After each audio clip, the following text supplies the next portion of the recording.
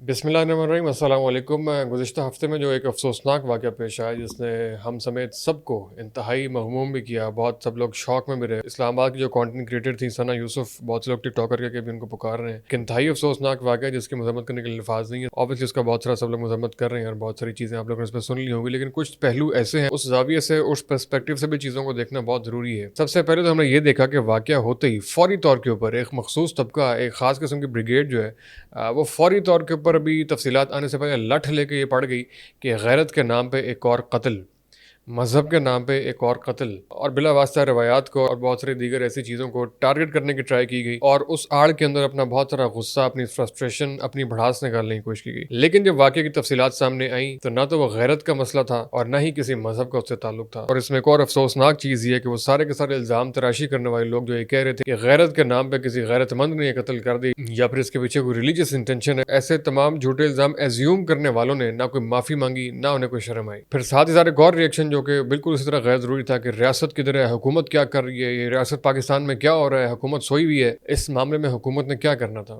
Maximum ہم سب کا حکومت سے مطالبہ کیا ہونا چاہیے کہ انصاف فراہم کیا جائے، قاتل کو فوری پکڑا جائے، قاتل کو سزا دی جائے۔ تو واقعے کے 24 گھنٹوں کے اندر اندر قاتل پکڑا گیا، اس کا ملزم تھا، جو مجرم تھا وہ قانون کی گرفت میں۔ تو میرا نہیں خیال کہ ہر چیز کی ذمہ داری جو ہے وہ حکومت سے ایک بالکل ویو کا شکار ہو گیا یا پھر ایک بالکل نیچرل ری ایکشن کی طرح جو ہے وہ فوری طور کے اوپر حکومت پہ ڈال دی جائے۔ اس واقعے کے پیچھے پوری ایک سائیکالوجی کار فرما ہے، اس کا جب تک ازالہ نہیں ہوگا، اس کے اوپر جب تک غور نہیں ہوگا، ایسے واقعات خدا نخواستہ دوبارہ بھی پیش آ سکتے ہیں۔ اور اگین شرم سے خیر برآمد کرنے والی چیز کو اگر آپ ایک دفعہ پھر اس پرسپیکٹو سے دیکھیں، اس اینک کو لگا کر دیکھیں، تو یہ دیکھ کے خوشی ہوئی کہ کراس دا بورڈ سب لوگ مذمت بھی کر رہے ہیں اور اس کے اوپر بڑی بے چینی کا اظہار بھی کیا جا رہا ہے۔ اور اچھی بات ہے کہ کال آؤٹ کیا جا رہا ہے بہت سے ایسے عوامل کو، بہت سے ایسے عناصر کو جو کہ ایسی سائیکالوجی ترتیب دے سکتے ہیں۔ دانش تیمور کے ڈراموں کا بہت سارے کلپس جو ہیں وہ شیئر کر رہے ہیں، ڈرامہ انڈسٹری کو ذمہ دار ٹھہرا رہے ہیں، اور یقیناً ان لوگوں کا پورا کردار ہے۔ اور ریلیٹ کرتے ہوئے ہم اسی پوائنٹ کو بات کو لانا چاہ رہے ہیں کہ بہت سے لوگ جو غیرت اور مذہب کا مسئلہ قرار دے رہے تھے، الٹیمیٹلی وہ بات کس طرف جا رہی ہے؟ دانش تیمور کو تو سب لوگ ذکر کر رہے ہیں، لیکن جو قاتل لڑکا ہے، عمر کاکا ہے جو بھی اس کا نام ہے، اس کا جو پروفائل ہے، اس کے جو انٹرسٹ ہیں، اس کے جو باقی ساری چیزیں ہیں، اس کا بغور کس نے اسپیسیفکلی مطالعہ کیا ہے؟ اگر آپ اس کے پروفائل کا، اس کے انٹرسٹ کا، لائکنگ ڈس لائکنگ کا غور کریں گے تو سب سے زیادہ جو چیز کھل کے سامنے آئے گی وہ سدھو موسے والا سے متاثر ہونے والا ایک اور نوجوان، سدھو موسے والا کے گانے، اس کے لیرکس، وہی ریپ کے انداز میں مخصوص قسم کے سائیکالوجی کا شکار ہو کے اس طرح کے بڑے بڑے دعوے، تڑیاں، دھمکیاں اور اس کے مطابق سلومو واکس، اور پھر جو مخصوص قسم کی فضا بناتے ہیں، وہ لیرکس عجیب و غریب قسم کے کہ جوانی میں جنازہ اٹھے گا اور یہ ہوگا، تھوڑا نہیں ہے 12 اخلاقی چل رہا۔ اور یہ پہلا واقعہ نہیں ہے، آپ میں سے بہت سے لوگوں کے فرینڈ سرکل کے اندر ایسے لوگ ہوں گے جو سدھو موسے والا کا پورا گیٹ اپ کر کے پھر رہے ہوتے ہیں، ان کا رویہ اس طرح کا ریئیکشنری ہوتا ہے، ان کا رویہ اس طرح کا ہائپر ہوتا ہے، اور آپ کے دوستوں میں ہی نہیں۔ ابھی رمضان میں آپ نے دیکھا کہ ہمارے ایک معروف انفلوئنسر سدھو موسے والا کے کہنے پہ پتہ نہیں 295C کے بارے میں غیر ذمہ دارانہ اسٹیٹمنٹ دے بیٹھے، اور اس کے بعد جو ہے وہ مشکلات کا بھی شکار ہوئے، ملک چھوڑ کے جانا پڑا، اور وہ سارے کا سارا بیک گراؤنڈ آپ کے علم میں۔ تو یہ والا جو پورا ایک مسنگ لنک ہے، تو اس کو بھی کال آؤٹ کرنا بڑا ضروری ہے۔ اور جو ریپ سانگز کی جو پوری جنریشن ہے، پوری جنریشن ہے جو ریپ سانگ سن کے بڑی ہو رہی ہے، اس کا کیا اثر ہو رہا ہے، اس کا اخلاقیات کے اوپر، سائیکالوجی کے اوپر کیا اثر ہو رہا ہے، اس کا جائزہ لینا بھی بہت ضروری ہے۔ ہم نے بڑے اسپیشلی پوڈ کاسٹ کے اندر حمزہ علی باسی بھائی سے ہماری پوڈ کاسٹ تھی اس پہلو کے اوپر، جب موسیقی کے بارے میں، فنون لطیفہ کے بارے میں، جن میں سے بہت ساری چیزیں حلال بھی ہیں، ان کا ارتکاب کرنے میں کوئی برائی نہیں، ان کے بارے میں جب بات کر رہے تھے تو حمزہ علی باسی صاحب نے بھی ان ریپ سانگز کی جو ہے نا بڑی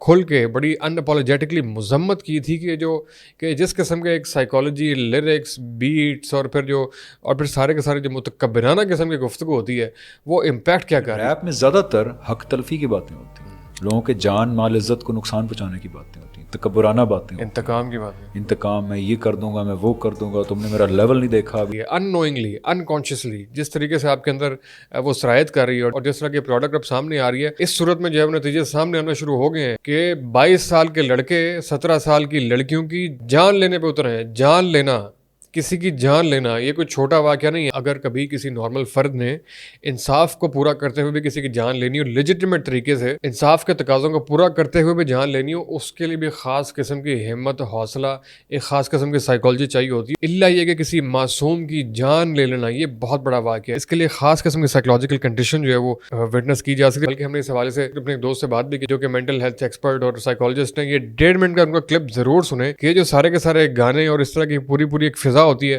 وہ امپیکٹ کیسے کرتے ہیں. یہ 1.5 منٹ کلپ آپ ضرور سنیں جو کہ آپ کے بچوں کے لیے اور آپ کی سوسائٹی کے لیے بہت ضروری ہے. اسپیسیفک طرح کے گانے سنتا تھا سدھو موسے والا کے اور اس سے انسپائر ہوتا تھا. ان چیزوں کا بھی فرق پڑتا ہے, بہت زیادہ فرق پڑتا ہے. آپ یہ دیکھیں کہ کوئی بچہ یا کوئی بھی انسان جب اگریسو موویز دیکھے گا, دیکھیں میرے پاس جب بھی کوئی کلائنٹ آتا ہے نا تو میں اس سے سب سے پہلے یہ پوچھتا ہوں کہ آپ کس طرح کی موویز دیکھتے ہیں, آپ کس طرح کا ٹیسٹ رکھتے ہیں میوزک کے حوالے سے, آپ کس طرح کے لوگوں کے ساتھ ملتے ہیں, آپ کی فیوریٹ بکس کیا ہیں. تو جو آپ نے بات کی نا, بالکل یہ بہت زیادہ رول پلے کرتا ہے. اگر آپ اگریسو موویز دیکھتے ہیں یا اگریسو چیزیں دیکھتے ہیں یا آپ ان لوگوں کے ساتھ بیٹھتے ہیں تو یہ اگریشن پھر انہانس ہوتا ہے, ملٹیپلائی کرتا ہے, اور یہ پھر ہماری پرسنالٹی کا وہ پارٹ بن جاتا ہے جس کے اندر پھر ہمارا اپنا کنٹرول نہیں اس کے اوپر رہتا. مطلب جس وقت کوئی انسان کسی کا مرڈر کر رہا ہوتا ہے یا اسے مارنے کے لیے جا رہا ہوتا ہے, اس وقت اس کا کانشیس مائنڈ اس کے ساتھ نہیں ہوتا, اس کا سب کانشیس مائنڈ آٹو پائلٹ کے اوپر چل رہا ہوتا ہے. کیونکہ اگر اس وقت اسے یہ احساس ہو جائے, دیکھیں اب میں نے اینٹی سوشل پرسنالٹی کی بات کی یا بارڈر لائن پرسنالٹی کی بات کی, وہ تمام لوگ جو سائیکوسس سے سفر کر رہے ہوتے ہیں ان کے اندر ایمپتھی نام کی چیز نہیں ہوتی, ان کے اندر ایموشنل انٹیلیجنس نہیں ہوتی, وچ مینس کہ وہ لوگوں کی پین کا مذاق اڑائیں گے, وہ لوگوں کی پین کو انڈرسٹینڈ ہی نہیں کر سکتے. آپ دیکھیں کہ کسی کی جان لینا یہ اتنا آسان کام نہیں ہے. اگر میں آپ سے کہوں کہ یہاں پہ کوئی ایک انسان ہے, ہم اس کے بارے میں کچھ پلاننگ کرتے ہیں, یہ بالکل بھی ہمارا کانشینس ہمیں اجازت نہیں دے گا, ہمارے بس میں نہیں ہے, ہمارا کانشینس ہمیں اجازت نہیں دے گا. کیونکہ ہم نارمل اسپیکٹرم کے اندر فال کرتے ہیں. وہ تمام لوگ نارمل اسپیکٹرم کے اندر فال نہیں کرتے, وہ لوگ سائیکوسس سے سفر کر رہے ہوتے ہیں. ہاں وہ مائلڈ, ماڈریٹ اور سیویئر لیول اس کی ڈفرینٹ کیٹیگریز ہو سکتی ہیں, لیکن یہ ساری کی ساری پرسنالٹی کبھی نہ کبھی بچپن میں تیار ہوتی ہے, اس کے بعد یہ پھلتی پھولتی ہے اور پھر جا کے انسان ایک کلر بنتا ہے یا ایک مرڈرر بنتا ہے. اس کے پیچھے اس کی ڈسٹارٹڈ سیلف اسٹیم بھی ہوتی ہے, اس کے پیچھے اس کا ڈسٹارٹڈ سیلف امیج بھی ہوتا ہے, اور کبھی کبھی اس کے ساتھ جو بلنگ بیہیویئر ہوتا ہے جو اس کے کلاس میٹس اس کے ساتھ کرتے ہیں, یا ایون میں نے تو یہاں تک دیکھا ہے کہ گھروں میں بھی بہن بھائی, ماں باپ, اس کے چچا ماموں, وہ سب اس کے ساتھ ایک بلنگ بیہیویئر اڈاپٹ کرتے ہیں جب وہ بچہ ویک ہوتا ہے. آپ سوچیں کہ اس کی سائیکی کیسے ڈیولپ ہوتی ہوگی کہ جب میرے ہاتھ میں پاور آئے گی اور میں تھوڑا سا فزیکلی اسٹرانگ ہوں گا تو میں ان سب چیزوں کا پھر بدلہ لوں گا, اور پھر وہ اگریشن کتنی سالوں اس کے اندر بڑھتا رہتا ہے کہ ایک ٹائم آتا ہے اسے کوئی ایک چھوٹی سی چیز ٹریگر کرتی ہے اور وہ کوئی ایک چیز اٹھا کے کوئی اس کے سر پہ اتنی زور سے مارتا ہے کہ یا لیتھل ویپن یوز کیا جاتا ہے جس کے نتیجے میں آگے موت واقع ہو جاتی ہے. جی بالکل, یہ ڈاکٹر احمد بلال تھے جن کی پوری فیملی اور وہ خود بھی اس پوری فیلڈ کے ایکسپرٹ ہیں, سائیکالوجسٹ ہیں, سائیکیٹرسٹ ہیں, مینٹل ہیلتھ ایکسپرٹس ہیں. ان کی اور بھی بہت ساری باتیں ہم سن سکتے ہیں, لیکن یہ سارے کے سارے جو فیکٹرز انہوں نے بتائے ہیں کہ بولنگ, کسی کو تھریش کرنا, کسی کو سنپ کرنا, کسی کو ابیوز کرنا, یہ سارے کے سارے عوامل جو ہیں یہ انہرڈ نہیں جاتے, یہ سارے کے سارے جو ہیں وہ ٹھپا کھا کے واپس نہیں آتے, یہ بندے کے اندر جا کے جذب ہوتے ہیں اور کہیں نہ کہیں جب باقی جا کے نکلتے ہیں. تو اس حوالے سے تو یہ گزارش تھی, اور دوسرا اور اس پہلو کو آپ کو ریئلائز کروانا کہ ان نوئنگلی جو ایک سرٹن طبقہ ہے نا وہ اس پورے کے پورے اس کو ایکسپلائٹ کرتا ہے. جہاں وہ طبقہ قابل مذمت ہے وہاں وہ سارے کے سارے لوگ جو اس واقعے کے نیچے یہ کامنٹس کر رہے ہیں کہ یہ تو ٹک ٹاکر تھی, اس کے ساتھ تو ہونا ہی یہ چاہیے تھا, اس کا تو خدا نخواستہ کردار خراب تھا, اس کے ساتھ تو یہ ہونا ہی چاہیے تھا. معذرت کے ساتھ آپ کے یہ کامنٹس اس قاتل سے بالکل کم نہیں ہیں. آپ لوگ بھی اتنے ہی قابل مذمت, اتنے ہی قابل نفرت اور اس معاشرے کے لیے ایک ناسور ہیں جو کہ اس قسم کی مینٹالٹی رکھ رہے ہیں. میں تو اسی کو ڈسکس بھی نہیں کرنا چاہ رہا تھا, لیکن یہاں پہ دوست صاحب آپ کہہ رہے ہیں کہ اگر نہ کیا تو لوگ ان کی حمایت تو ان کا حمایتی سمجھ سکتے ہیں اور خدا نخواستہ بات اس طرح پہ جا سکتی ہے. لیکن یہ تو انتہائی ایک غیر معیاری, ایک سطحی اور ایک فضول قسم کی ڈسکشن ہے, اور ایسے تمام کرداروں کے لوگوں نے بڑا اچھا کیا اسکرین شاٹس لے کے ان کی آئیڈیز پہ جا کے ان کو آئینہ دکھا رہے ہیں, ان کے فیملیز کو آئینہ دکھا رہے ہیں کہ یہ سوچ ہے تمہاری. اور اس میں جو تیسرا پہلو ہے وہ یہ کہ تھوڑا سا جنرلائز کیا جا رہا ہے کہ پاکستان میں خواتین محفوظ نہیں ہیں, ٹک ٹاکرز محفوظ نہیں ہیں, خواتین کانٹینٹ کریٹرز محفوظ نہیں ہیں. جیسے خدا نخواستہ جو ہے وہ روٹین میں ایسے واقعات پیش آتے ہیں, یہ بالکل بھی روٹین میں ایسے واقعات پیش نہیں آتے. ایسے واقعات ہمارے یہاں نارملائز نہیں ہیں. ایک واقعہ ہوا ہے, پوری قوم اس کے اوپر سراپا احتجاج ہے, اٹھ کھڑی ہوئی ہے, اس کے اوپر ششدر ہے, شاکڈ ہے. ہم نے اس کو نارملی ٹریٹ نہیں کیا. ہم سب نے, ہماری ریاست نے قاتل کو پکڑا ہے, اس کو سزا ہوگی, پھانسی کے پھندے پہ وہ جھولا جائے گا.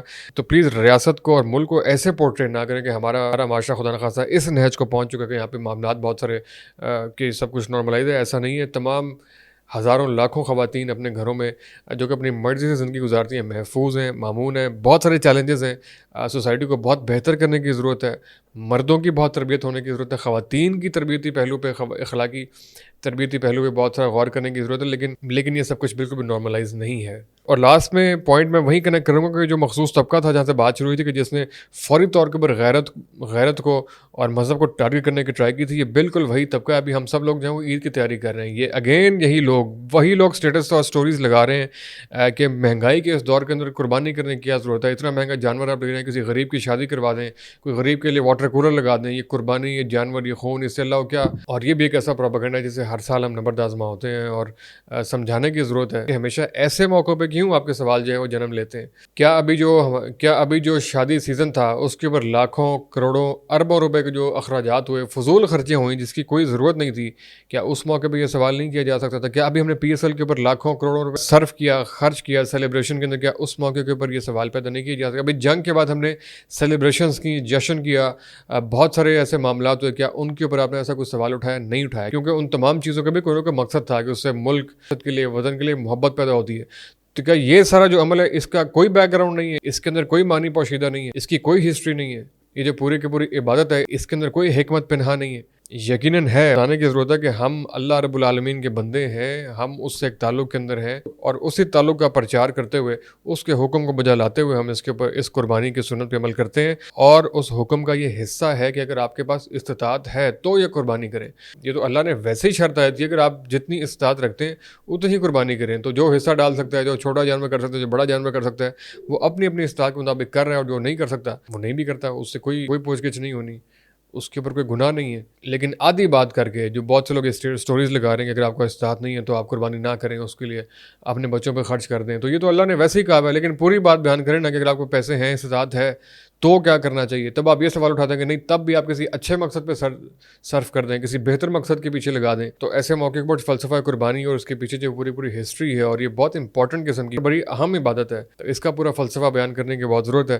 اور آخر میں ریاست سے ہماری اگین یہی توقع ہے جہاں سے بات شروع ہوئی تھی کہ جو قاتل ہے اس کے ساتھ کسی بھی قسم کی کوئی نرمی، کوئی رعایت بالکل روا نہیں رکھنی چاہیے، اور جلد از جلد کیفر کردار تک پہنچایا جائے، تاکہ ایسے، کیا نام ہے اس کا ٹک ٹاکر کا، اور ایسے بہت سارے عمر کاکے جو بھی پروان چڑھ رہے ہیں ان کو عبرت ہو اور ان کی اصلاح ہو. بہت شکریہ.